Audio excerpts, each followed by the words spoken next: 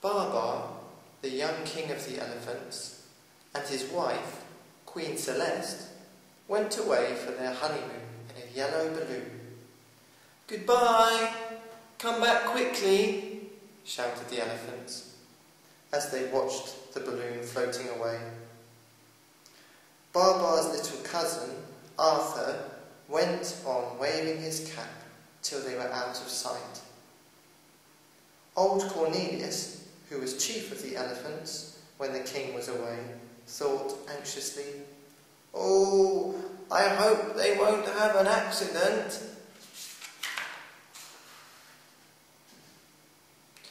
The country of elephants faded from sight. The balloon glided noiselessly along in the sky, and Babar and Celeste admired the view. What a wonderful journey! The air was warm and a light wind blew.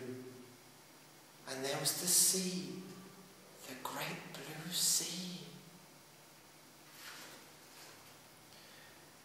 Driven right out to sea by the wind, the balloon was suddenly caught in a violent storm. Babar and Celeste trembled with fright and clung to the car with all their strength. The balloon was just going to fall into the water when, by a strange chance, a final gust of wind dashed it onto an island where it collapsed. "You're not hurt, are you, Celeste?" cried Babar. "Oh no, very good. And look, we are saved." Leaving the wreck of the balloon on the beach, Babar and Celeste set out with their luggage to look for shelter. They found a quiet spot and quickly pulled off their wet clothes. Celeste hung them on the line to dry, while Babar lit the fire and prepared lunch. Babar and Celeste settled down comfortably. When they had pitched their tent, they sat on 2 big stones and ate with relish some excellent rice soup, cooked to a turn and well sweetened. "It's not so bad on this island, is it?" said Babar. After lunch, while Babar went off to explore, Celeste was left alone and dropped off into a deep sleep. As she slumbered, the natives of the island, wild savages, discovered her. "What is this huge animal?" they wondered. "Never before have we seen one like it. Its flesh must be delicious. Let us steal up and catch it whilst it is asleep." The cannibals succeeded in tying up Celeste with the clothesline. Some of them danced for joy, whilst others dressed up in the stolen clothes. Poor Celeste groaned, for she had thought she was going to be eaten up. She had not caught sight of Babar, who returned just in time to save her. In the twinkling of an eye, Babar set her free, and together they rushed at the savages. Many were wounded, and others ran away. They were all terribly frightened.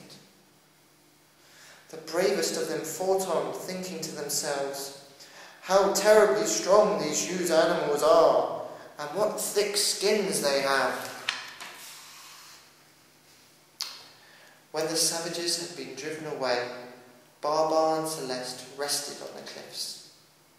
Suddenly, right in front of them, a whale rose up out of the sea to breathe. Babar stood up at once and said, "Good morning, Lady Whale. I am Babar, king of the elephants, and this is my wife Celeste. We have had a balloon accident and are stranded on this island. Could you help us get away?" "I am delighted to make your acquaintance," replied the whale. "I shall be most happy to help you. At the moment, I am on my way to the Arctic Ocean to visit my family. I will drop you off wherever you wish. Just get on my back and hold on tight, or you may slip. Are you ready? Look out! we're off! The next day, feeling a little tired, they rested on a reef. Just then, a shoal of little fishes swam past. I'm going to catch some, said the whale. I'll be back in a minute. And she dived in after them. The whale never came back. She forgot all about her new friends, and she ate the little fishes. What will become of us now? Said Celeste, beginning to cry. We were better off on the cannibal island. Babar did his best to comfort her. After hours and hours on their little rock, with nothing to eat and nothing to drink, they spied, at last, in the distance, a boat, a very big boat, one with 3 funnels. Babar and Celeste shouted at the top of their voices, but nobody heard them. They signalled with their trunks and with their arms. Would no one see them? They were seen. A motorboat was launched and picked them up. A week later, the great ship steamed slowly into a large port. All the passengers went ashore. Babar and Celeste wanted to land too, but this was not permitted. As they had lost their crowns during the storm, nobody would believe that they were the king and queen of all the elephants, and the captain of the ship ordered them to be shut up in the stables. They have given us straw to sleep on, cried Babar in a rage, and hay to eat, as if we were donkeys. We are locked in. I won't have it. I'll smash everything to bits. Oh, hush, do be quiet, said Celeste. I hear someone is coming. It's the captain. Let us be good, and maybe he'll set us free. Here are my elephants, said the captain to the celebrated animal tamer Fernando, who was with him. I cannot keep them here on my ship, so I'll give them to you for your circus. Fernando thanked the captain and led away his 2 new pupils. Have patience, Babar, whispered Celeste. We won't stay in the circus long. We will get back to our own country and see Cornelius and little Arthur again. It happened about this time in Elephant Land that a wicked thought came into Arthur's head. While Rataxes the rhinoceros was taking a quiet afternoon nap, Arthur crept up and, without waking him, tied a big firework to his tail. The squib went off with a terrible bang, and Rataxes nearly jumped out of his skin. Arthur, the rascal, laughed so much that he nearly choked. It was a very sad affair. Rataxes was furious. Cornelius, feeling worried about it, went to see him. My dear friend, he said, I am terribly sorry. Arthur will be severely punished. Meanwhile, he begs you to forgive him. Go away, old Cornelius, growled Rataxes. Don't talk to me of that scamp, Arthur. You've made fun of me. You haven't heard the last of this. What is he going to do? Wondered Cornelius. I am uneasy. He is a dangerous enemy. How I wish Babar were here. But at that moment, Babar was in Fernando's circus, playing a trumpet, while Celeste danced. One day, the circus visited the town where Babar had met his friend, the old lady, when he was very young. So, that night, When Fernando was asleep, he ran away with Celeste to see the old lady again. Babar easily found his way to her house. He rang the bell. The old lady woke up, and going to her balcony, she called down, "Who's there?" "It's us," replied Babar and Celeste. The old lady was delighted. She had given up all hope of seeing them again. Babar and Celeste were happy too. The old lady promised them that they should never go back to the circus, but would soon go home.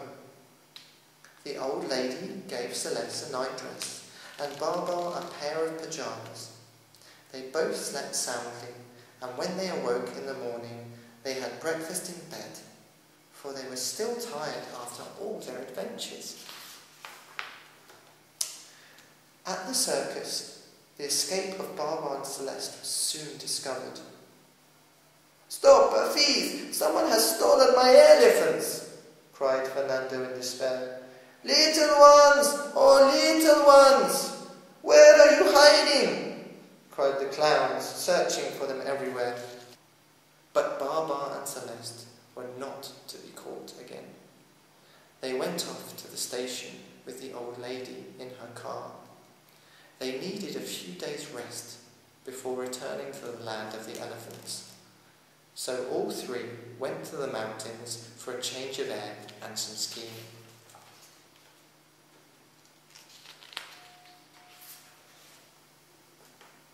Then Babar and Celeste packed up their skis and said goodbye to the mountains.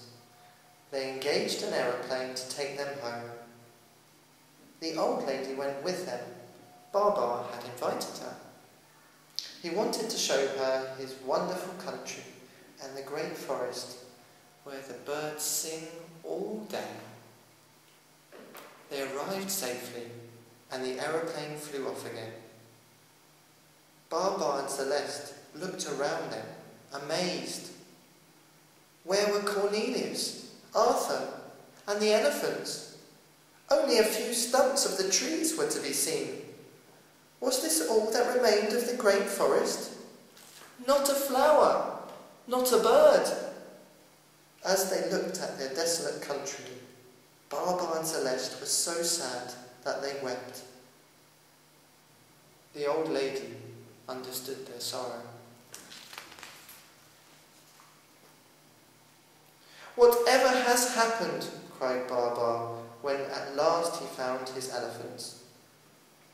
"Alas," replied Cornelius, "the rhinoceroses declared war on us.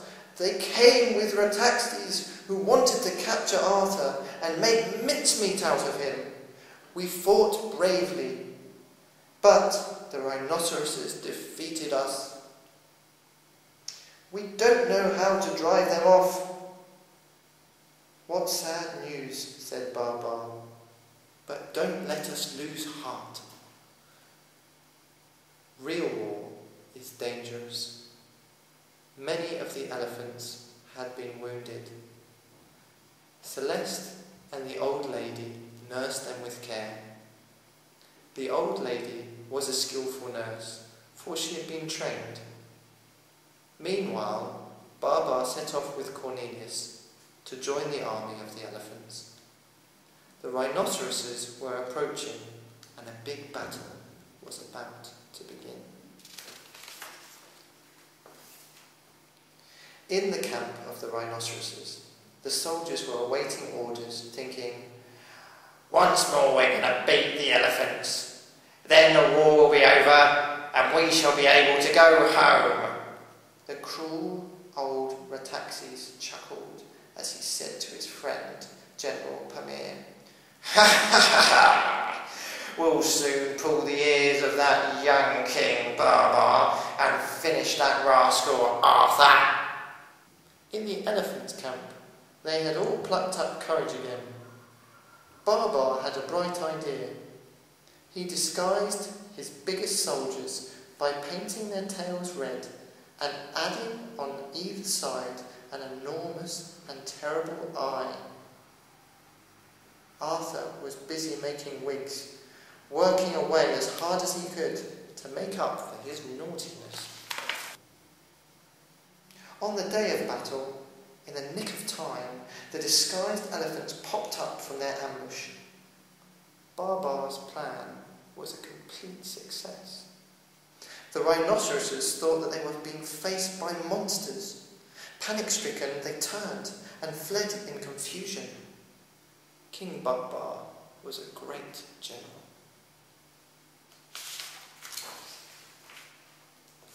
The rhinoceroses ran for miles. Pamir and Rataxes were taken prisoner and bowed their heads with shame. "What a day for the elephants!" they all shouted. "3 cheers for Babar! We have won! The war is over! Hurrah!"